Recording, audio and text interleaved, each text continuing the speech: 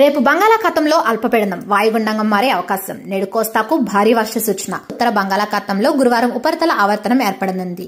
దీని ప్రభావంతో శుక్రవారం అల్పపీడనం ఏర్పడనుంది.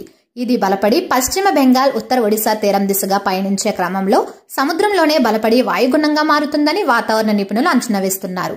ఆ తర్వాత తీరం దాటి ఒడిశా, పశ్చిమ బెంగాల్, జార్ఖండ్, బీహార్, ఛత్తీస్గఢ్ మీదుగా ఉత్తరప్రదేశ్ వైపు పయనిస్తుందని, దీంతో తూర్పు, మధ్య, ఉత్తర భారతంలోని పలు రాష్ట్రాల్లో భారీ నుంచి అతి భారీ వర్షాలు కురుస్తాయని ప్రైవేట్ వాతావరణ సంస్థ స్కైమెట్ పేర్కొంది.